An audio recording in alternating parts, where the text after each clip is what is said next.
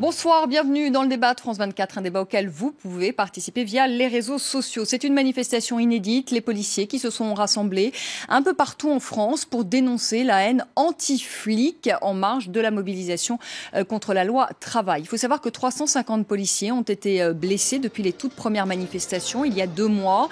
Alors il y a eu des blessés également côté manifestants, mais là on n'a pas de chiffres précis. Alors ce qu'il faut savoir, c'est qu'aujourd'hui il y a une contre-manifestation qui était prévue à Paris, place de la République, contre la violence policière, mais elle a été interdite par les autorités. Il y a eu malgré cela quelques violences et on va y revenir, notamment une voiture de policiers qui a été incendiée alors que 2 policiers se trouvaient à l'intérieur de cette voiture. Ils sont ce soir légèrement blessés. Autant vous dire qu'on est bien loin de l'image des policiers applaudis place de la République le 11 janvier dernier après les attentats de Charlie. Y a-t-il une haine du flic en France? L'impunité policière existe-t-elle? Eh bien, on va en parler ce soir avec nos invités, avec vous. Philippe Lavenu, bonsoir. Merci d'être avec nous. Vous êtes secrétaire national Île-de-France du syndicat Alliance. Et puis avec nous, Omar Slaouti, bonsoir. Vous êtes membre du collectif Justice et Vérité pour Ali Ziri. Ali Ziri, c'est un retraité algérien de 69 ans qui a été tué en 2009 par la police après un contrôle à Argenteuil. Et il faut savoir que la Cour de cassation a refermé définitivement l'enquête. Alors avant de commencer ce débat, eh bien, on va tout de suite écouter ces témoignages de policiers aujourd'hui, place de la République à Paris. Ça fait 30 ans que je suis policier. Vous aviez déjà vu ça? Non, à ce point-là, jamais. Jamais. J'ai participé en tant que policier à des émeutes. J'ai été au front comme tout le monde, comme tous mes collègues. Mais là, franchement, on a atteint un cap. J'ai l'impression aussi qu'on a la mémoire courte aussi. Le 13 novembre, on les applaudissait. Puis aujourd'hui, voilà, on les insulte. Donc au bout d'un moment, je crois qu'il va falloir arrêter. Voilà. Les dispositions qui sont prises aujourd'hui d'écarter ces individus par des mesures administratives dans le cadre de l'état d'urgence, à savoir ces interdictions de manifester, sont une bonne chose. Mais il va falloir les amplifier pour éviter qu'on retrouve toujours les mêmes dans nos manifestations. Omar Slaouti, vous avez la haine du flic? Absolument pas. Absolument pas. Parce qu'il faut dire les choses clairement. Ce n'est pas le policier en tant que tel. On a aujourd'hui en France en effet un vrai problème. Alors soit on met les pieds dans le plat, soit on fait semblant. Et je propose qu'on mette réellement les pieds dans le plat. Il y a un système aujourd'hui qui ne fonctionne pas. C'est-à-dire que quand on va dans les quartiers populaires, quand on va auprès des jeunes, des salariés, on comprend bien qu'il y a quelque chose dans le rapport aux policiers, mais pas aux policiers individuellement, ça c'est un faux problème, mais du point de vue du système qui dysfonctionne totalement.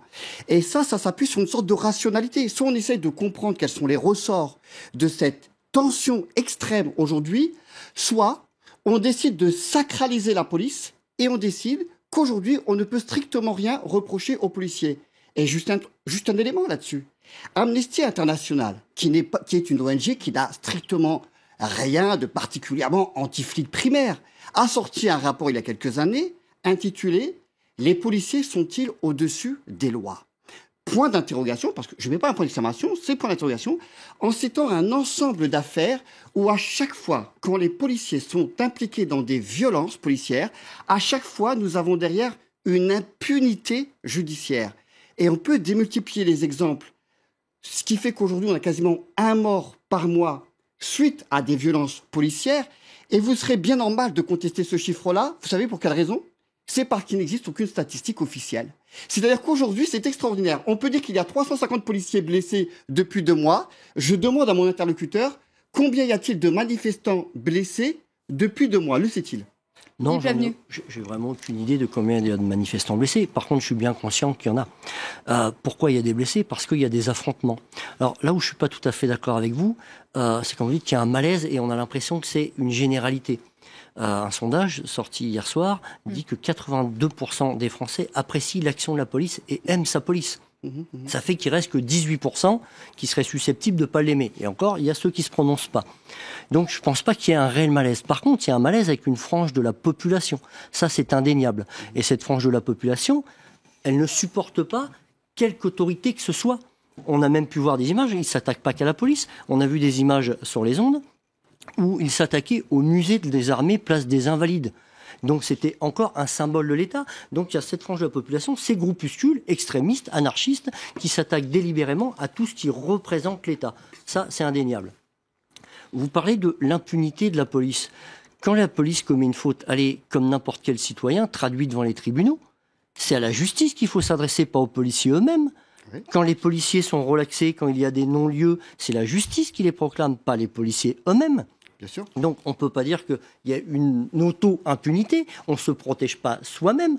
On se défend, ça c'est une certitude. Mais là, il faudrait plutôt ce que dit s'adresser Amnesty à la International, c'est qu'il manque en fait des enquêtes indépendantes aujourd'hui. Alors ça aussi, c'est qu'il y a une complètement absence faux. d'enquête Je crois que indépendante. la police française est la plus surveillée, la plus contrôlée et peut-être même la plus sanctionnée au monde. C'est pas vrai. Nous avons les enquêtes administratives. Et vous n'allez pas me contredire, puisque même quand nos collègues ont des non-lieux dans des affaires, dont celle que vous connaissez bien, Monsieur ils ont Alizé, quand même des sanctions administratives.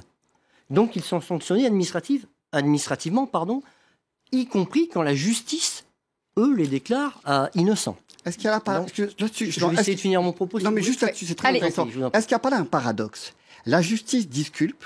C'est la mort d'un monsieur de 69 ans, je rappelle pour les téléspectateurs qui nous regardent, 69 ans au moment des faits, interpellé par 3 policiers dont la somme des âges n'atteint pas 69 ans. Alors il s'agit de la mort d'un monsieur de 69 ans, mené dans le dos, où l'Institut médico-légal monte une hypoxie suite à une technique de pliage, qui d'ailleurs, depuis 2003, instruction est fortement décommandée. Eh bien, ces 3 policiers-là, en effet, ont été disculpés par la justice, vous avez raison. Et pourtant, vous avez raison, et il y a en même temps des sanctions administratives. Est-ce qu'il n'y a pas là un petit paradoxe entre ce qui se passe du point de vue de la justice et ces sanctions administratives qui s'appuieraient sur quoi, puisqu'ils sont disculpés par la justice? Je vous rejoins tout à fait. Il aurait peut-être fallu qu'ils ne soient pas sanctionnés administrativement. Moi, ce que je veux vous démontrer... Comment vous expliquez ça alors, monsieur? C'est que la police, elle est contrôlée une première fois par son administration elle-même, donc la police des polices, on a l'IGPN. Il y a 30 enquêtes d'ailleurs qui est ouverte aujourd'hui, qui sont ouvertes par la Bien police sûr, des mais polices. ça doit être un flot continu, c'est-à-dire que quand une se règle, il y en a une autre qui arrive, parce que heureusement, il y a des instances de contrôle en interne. Nous avons la justice, puisque les justiciables déposent plainte, et puis il y a une enquête judiciaire, il y a une enquête pénale, il y a des procès, il y a des contre-procès, il y a des recours en cassation. Eh bien, allons au bout de toute cette démarche juridique, parce que c'est très intéressant. Il y a le défenseur des droits, et chaque citoyen... Oui, on laisse terminer, mais je voudrais qu'on avance aussi, si vous voulez bien. On va pas sortir les documents et tout ça, ça va durer 4 heures. Moi, je veux qu'on avance. Omar Siaouti, quand même, quand il y a, pardonnez-moi, je pose quelques questions, quand il y a quand même dans la foule aujourd'hui, parce qu'il y en a quand même qui sont venus contre-manifester, et ce, malgré l'interdiction des autorités, et des jeunes qui traitent les policiers de porcs, qui les traitent d'assassins, qui disent tout le monde dénonce la police, tout le monde déteste la police. Est-ce que vous condamnez ces propos? Alors, je vais venir. Est-ce que vous les condamnez? Je vais venir. Non, mais vous ne répondez pas à ma question. Est-ce que vous condamnez? Regardez. D'abord, je vais répondre à votre question. Allez. Je vais répondre à votre question. Il est clair, j'aurais dit un peu plus. Ce qui s'est passé dans la voiture où des policiers qui étaient à l'intérieur du véhicule, dans lequel il y a eu, a priori, je n'ai pas tous les éléments, où on a lancé, sans doute, en tous les cas, un dispositif qui s'est enflammé ensuite, évidemment que je condamne, je ne tiens pas à ce qu'il y ait des morts de policiers ou des policiers blessés en soi. Mais écoutez-moi bien, ces injonctions toujours à l'égard des manifestants, on souhaiterait, nous manifestants, qu'on puisse dire parfois l'action chrétienne pour l'abolition de la torture, l'ACAT, vient de sortir son rapport au mois de mars, et dit clairement par rapport à l'IGPN, justement, que l'IGPN a été épinglé par la Cour des comptes en 2010 en disant « l'IGPN ne fait pas son travail de manière impartiale ». Donc arrêtez de faire croire aux téléspectateurs que le suivi juridique est totalement impartial et que les policiers sont dans un cadre légal. La réalité, c'est que les policiers ne sont pas condamnés dans ce pays-là. Vous savez pour quelle raison? Parce que les juges d'instruction qui mèneraient l'enquête jusqu'au bout seraient blacklistés. Et ceux qui nous disent ça, ce sont eux-mêmes des juges d'instruction, des avocats, y compris syndiqués ici et là. Autrement dit, on a une justice. Je le dis, c'est très important. Monsieur a raison.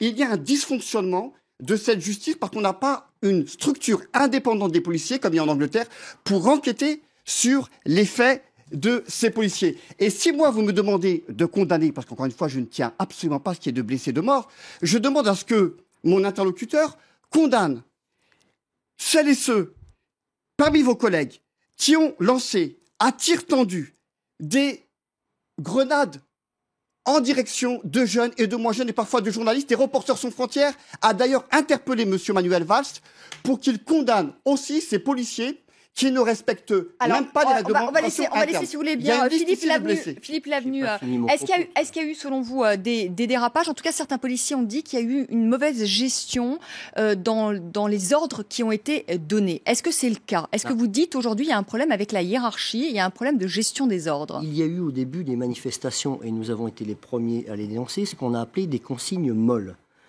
C'est quoi des consignes molles? Des consignes molles, c'est que les collègues sont sur place, constatent des infractions, constatent que des individus peuvent sortir d'un camion un bloc de béton comme ça, le démonter à coups de barre de fer ou à coups de marteau, peuvent arracher les pavés de la rue, soulever les plaques d'égout ou les plaques en fonte qui protègent les arbres. Et on sait tous ce que ça va devenir. Ça va devenir des projectiles, soit pour casser des vitrines, soit pour balancer sur nos collègues intervenants. En fait, ce que vous nous dites ce soir, c'est que vous voulez avoir des ordres qui vous permettent d'intervenir plus vite. Depuis quelques jours, les ordres sont un peu plus clairs. Donc, nos collègues interviennent mieux. Et il y a un petit peu moins de blessés. On déplore toujours des blessés. Dans les deux camps, on en a encore eu une quinzaine hier. Je voudrais revenir sur l'indépendance des gens qui nous contrôlent. Effectivement, une enquête administrative, elle reste administrative, donc elle est interne. La justice, vous remettez en cause l'indépendance de la justice. Je veux bien, vous dites ce que vous voulez. Oui. Par contre, on peut voir que le préfet de police, à titre administratif, avait donné des interdictions à certains manifestants, interdiction de manifester. Et à un syndicat de police aussi, accessoirement. Le tribunal administratif a rejeté ces interdictions et les manifestants ont pu participer, alors que c'était des casseurs patentés. Et puis, il y a aussi le défenseur des droits. Ça, si c'est pas indépendant, je vois pas ce qu'il peut y avoir de plus indépendant que le défenseur des droits. Vous dit justement, monsieur, qui peut être saisi par n'importe quel citoyen. Quand le défenseur de droit vous dit justement qu'il faut un moratoire sur les flashballs, sur les LBD, les interdire, car ils ont causé des énucléations nombreuses, des mutilations, voire même y compris des morts depuis 2005. On vous demande la chose suivante. Vous avez, vous aussi, des projectiles. Laissez-moi finir. Mais c'est toujours facile. Vous êtes toujours dans la légitimité de votre violence. Alors que, en face, j'étais là aux manifestations du 1er mai, avec des collègues à moi. Nous étions, nassés par les policiers. Nous avons vu comment des policiers, mais vraiment, avec une posture véhémente, ont attaqué des jeunes. Et ne souriez pas, monsieur, il y a des vidéos. Il y a des jeunes qui se sont fait matraquer sur le visage directement. Il y a des journalistes qui vous ont attaqué en justice. Pourquoi, à chaque fois, vous ne voulez pas, vous, dire « je condamne tous ces débordements-là, indépendamment de ce que peut dire demain la justice ». Philippe Lavenu, est-ce qu'il n'y a pas aussi parfois une attitude un peu agressive des forces de l'ordre? J'ai même envie de dire presque dans l'équipement, finalement, quand vous voyez les manifestants, c'est-à-dire les boucliers, les bottes, le casque. Est-ce que déjà est-ce que ça suscite pas d'une certaine manière la violence? Moi, je vous dis, heureusement qu'ils sont protégés comme ça. Il y a 350 blessés, ils sont casqués, ils ont des protections de toutes parts. Mais on les sent très tendus. Moi, je pourrais y être allé une ou deux fois là ces derniers temps pour regarder. Savez, pendant des heures, vous faites insulter, tendus dans ces face-à-face. Que vous prenez des coups de bâton, des coups de batte de baseball, que les pavés pleuvent, que vous prenez des bouteilles incendiaires sur la tenue ou sur le visage, vous avez de quoi être tendu. Ça rend pas les policiers plus agressifs. Les policiers sont des professionnels, ils ont été formés à ça. Mais là-dessus, autrement dit, à aucun moment vous ne dites, c'est quand même très fort pour un syndicat tel qu'Alliance. Moi, je suis enseignant et fonctionnaire. Vous savez, quand il y en a un parmi nous, parmi le corps enseignant, qui dysfonctionne, eh bien, nous désolidarisons. Et aucun de nos syndicats n'irait défendre quelque pédophile que ce soit. Je m'étonne que parmi votre corps... Je m'étonne, monsieur, ne soyez pas, c'est extrêmement grave. Il y a des morts et des blessés et des mutilés à vie, y compris même si vous voulez pas les voir. Je m'étonne que la responsabilité d'un syndicat tel que le vôtre, même si on connaît la ligne politique, mais si on sait que Marion Maréchal Le Pen est venue faire des selfies avec certains de vos collègues, je suis étonné qu'à aucun moment vous ne montriez du doigt le système en tant que tel. Oui, mais Omar Slaouti, est-ce que vous n'êtes pas aussi, pardonnez-moi, je vous pose aussi la question de faire une généralité. Alors, des débordements, il y en a. Il arrive qu'il y ait des bavures, c'est regrettable. Pour autant, jusqu'à dire que tous les flics sont comme ça, c'est quand même peut-être aller un peu loin. La police, elle nous protège aussi. On a vu les images du 11 janvier. C'est quand même une police aussi qui a été applaudie. C'est une police aussi qui protège. Et essentiellement, c'est quand même une corporation qui protège les Français. Je ne dis pas que tous les policiers. Je parle d'un système. C'est beaucoup.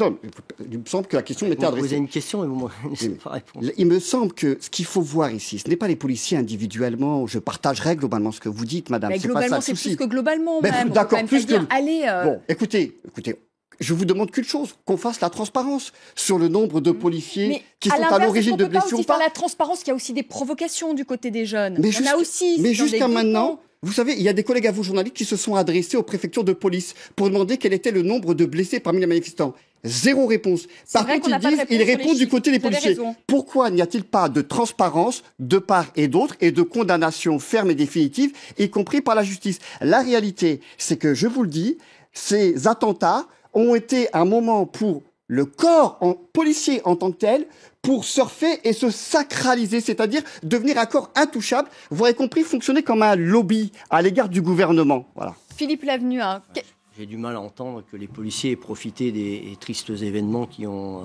Vous avez fait toute la phrase? Prenez ma phrase. Philippe Lavenu. Enfin, je ne peux pas vous laisser dire ça. Après, on ne peut pas généraliser. C'est là où je vais vous répondre. Quand on dit violence policière, ça sous-entend que l'ensemble des policiers seraient violents. Et ce n'est pas le cas. Par contre, il y a des faits isolés, effectivement, et je vous rejoins, où des policiers commettent des violences. Elles peuvent être illégitimes, et là, on ne va pas revenir sur ce qu'on a dit, les instances de contrôle, les instances disciplinaires et les suites pénales. Après, toutes les violences ne sont pas illégitimes. Il y a des violences qui sont complètement légitimes. Elles sont commandées par la légitime défense de soi-même et des autres. Parce que quand on est dans une manifestation, et je vais rester sur ce cadre, la police, elle est là pour encadrer la manifestation, pour pas qu'il y ait de problème, et que le droit de manifester soit... puisse se poursuivre du début de la manifestation jusqu'à la fin sans incident. On est là pour protéger les manifestants. Il y a des milliers de manifestants tous les jours, il y a 200 casseurs. C'est les 200 casseurs qui nous pourrissent la vie, et pas qu'aux policiers d'ailleurs. Ils pourrissent l'ambiance de la manifestation.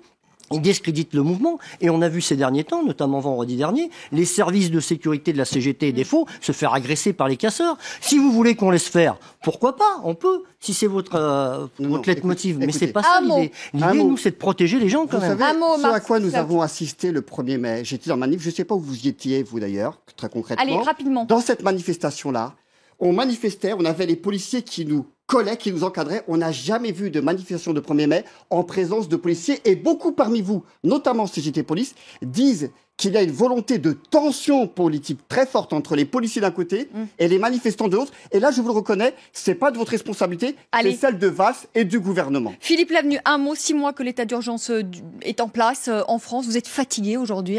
Les policiers sont usés, fatigués, désabusés. Alors, usés parce que... ils travaillent beaucoup depuis plus d'1 an maintenant. Ils ne comptent pas leurs heures. Ils travaillent avec abnégation, professionnalisme, bien souvent au détriment de leur vie privée, personnelle.